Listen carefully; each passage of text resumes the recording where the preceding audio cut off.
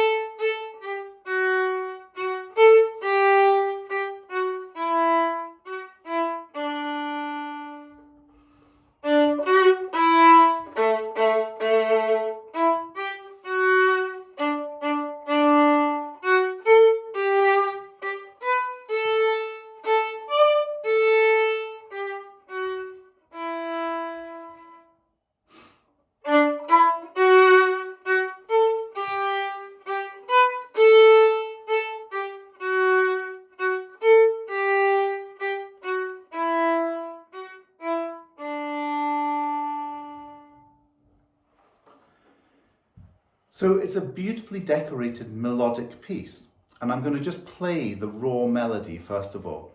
The melody comes from the crotchet or the tar notes. So it's 2 on the D, then 3 on the D, open A, 2 on the D, 3 on the D, 1 on D, 2 on D, open D. Do the same next line.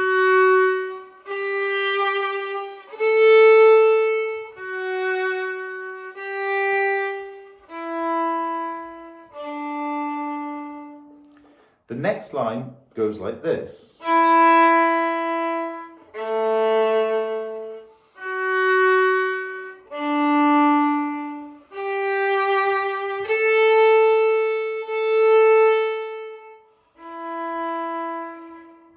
Then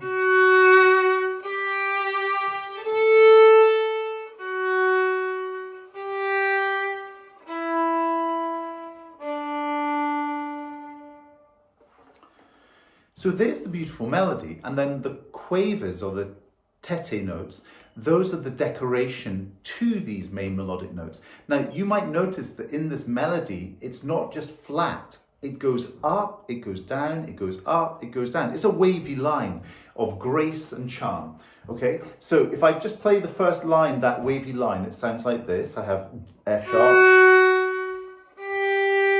to this note, then less, then a bit more, then less, then a bit more, and a bit less.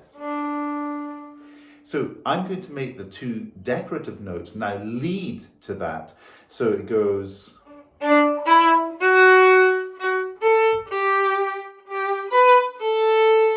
away. Then back. Then away. Then back. Then away. So the decorative notes are always varying. They're never exactly the same amount of bow. That's a very mechanical way of listening to music, and we're trying to make shapes out of what we're doing, a more natural way. Think about nature. Nature never repeats itself in the same way. 2 leaves of a tree are always different, even though they could belong to the same tree. 2 petals on a flower are always different, even though they belong to the same flower. So we're going to look at how we're going to play these notes, but first I'm going to do a little warm-up with you for the bowing. And the bowing is interesting because the tar notes have got accents on them. The accent is a form of emphasis at the beginning of a note, and I have to decide whether I want it to be a severe accent or a bit less. It could be a loud then soft. It could be a multitude of different ways of playing it. And I don't think these are severe because this is a charming, graceful piece. So I don't want to have an aggressive sound at the start of a note. So I want to just pull and push a little bit more with an emphasis on those first notes, like this.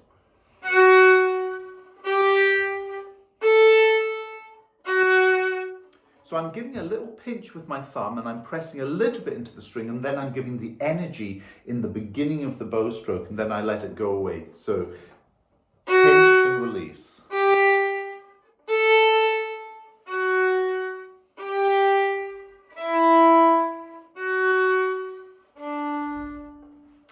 that ending is an interesting one. Just in the first line, we call it a coulée de tierce, and it's a weak ending. It's a weak cadence. You could see that we're in D major, and so D is the main note, but we're going from 2 on the D string, the F sharp, or the second note, or the third of the scale in the chord, and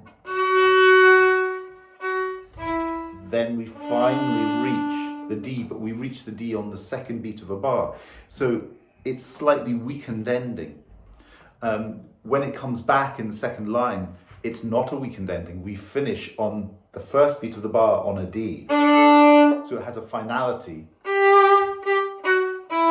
Chord 5, then we feel that ending. It's a perfect cadence, basically. Let's have a look at a warm-up that we could do. A warm-up could be D major, and we could use that bowing. So I go D, D, D, 1, 1, 1, 2, 2, 2. And what I might add to this is a dynamic addition. So I'm going to start with less, I'm going to start quiet, and I'm gradually going to crescendo, and then I'm going to diminuendo on my way back down. So I go little bows,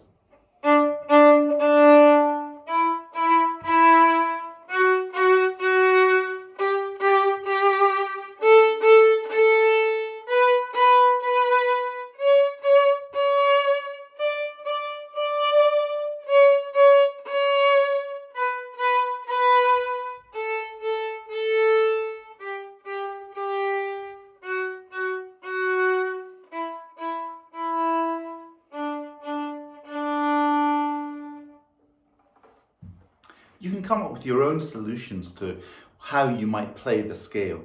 And it's important to give agency to the pupil, especially as a parent or as a teacher, so that they start to make their own decisions of how they can explore sound and how they can do different things. It might be that they want to play everything nearer the fingerboard like this.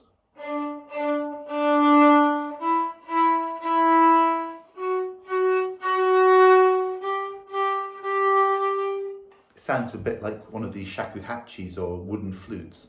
Or they might want to play it with scratchy sounds.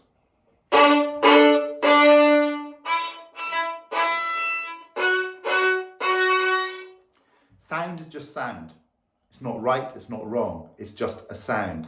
And one sound might be more appropriate for a piece than another sound. But the variety of sounds has to be explored, and we need to find the extremes of sound so that we can actually then make the most out of the expressive intention of a piece. We can look at the piece now from the point of view of learning these notes.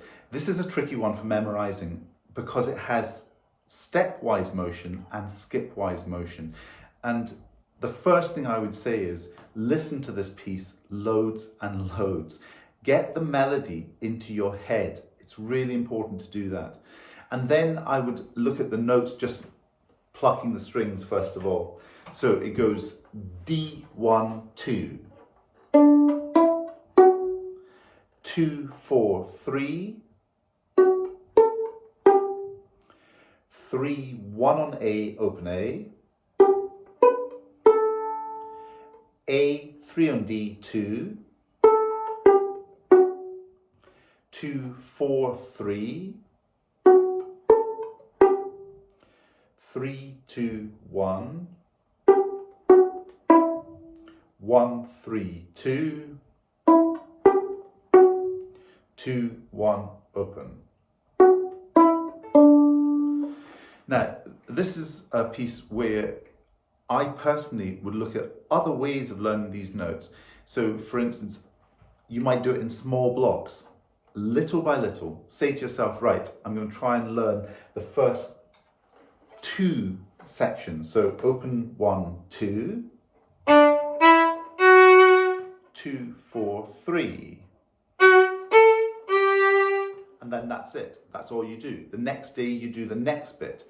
3, 1 on A, open. A, 3 on D, 2. And that's all you do for the next day. And after doing that next day, you could see if you can put both bits together.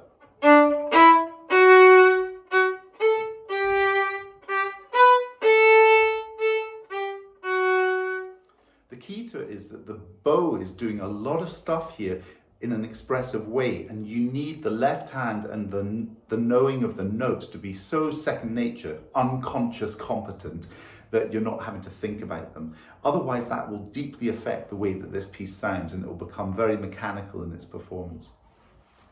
Another way of learning these notes is actually to physically move. So we've done an earlier thing, we had like 2 strings. So this time you have a D string, you have an A string, and then you have in the middle 1, 2, 3, 4. And you have to jump. So it would be on the D, I'd go D, 1, 2. And then I go 2, 4, 3. And I just jump it back and forth. Another way is to reverse the roles. So the pupil becomes the teacher and says, what do I have to play first? And has to say, oh, D, 1, 2. And they visualize it in their head. So they're actually visualizing this piece and imagining themselves playing it. Visualization is a really important skill for memorization. This is a tricky piece to memorize. So you need to look at it in a multitude of different ways, and you'll find some ways work better for individual pupils than others. But I would use as many ways as possible, because that will make that connection even stronger.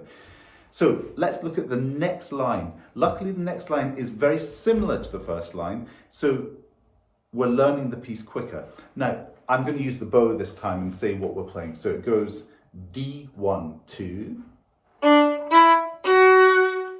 2, 4, 3, 3, 1 on A, open, A, 3, 2, 2, 4, 3, 3, 2, 1, and this is where it goes differently. 2, 1, open. Know your cadences, and then you know where you're heading.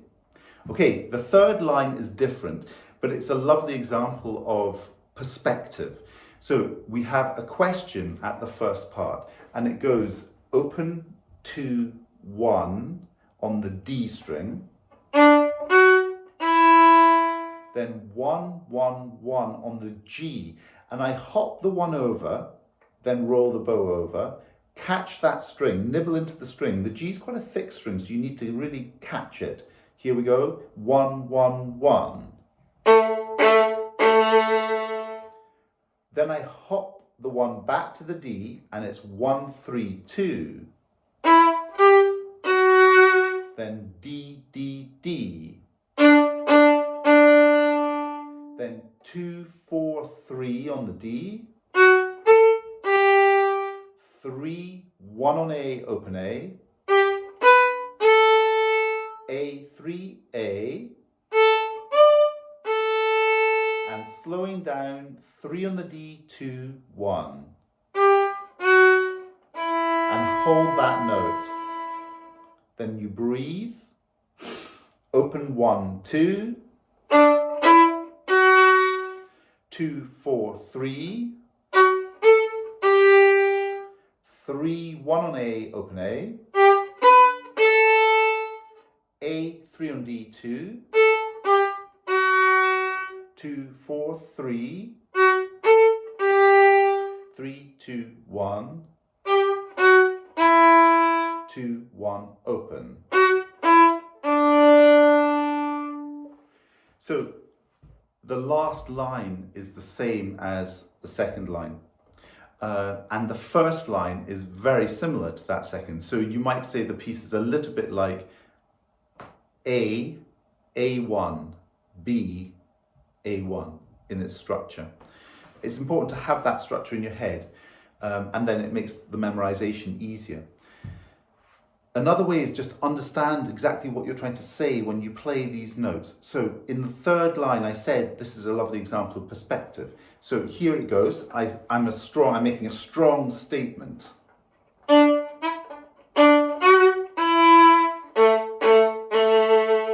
I make a similar statement, but it's gentler.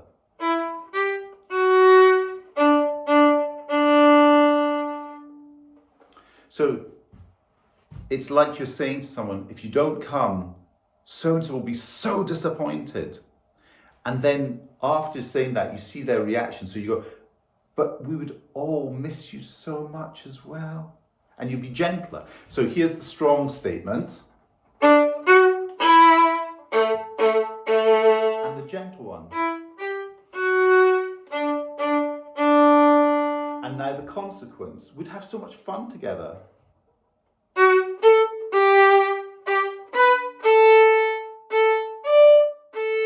And ritardando, slowing down.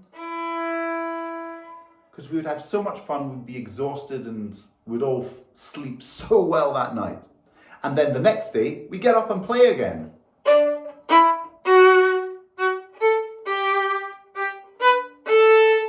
Remember, this is Allegretto. It's a lively piece. It's not a slow piece. It's not a mechanical piece. And we're trying to convey that in this piece of music. I think that's everything. Enjoy playing it. I think it's a tricky piece. Personally, I get pupils to actually look at the music a little bit when they're playing and learning this one, because the memorization of it is so difficult. And if you've been building this idea of reading notes, then they can actually see the patterns that the music's making. And that's another strong way of learning something by memory, is actually physically seeing what you're playing in your head as well. It's just another avenue to explore. Good luck.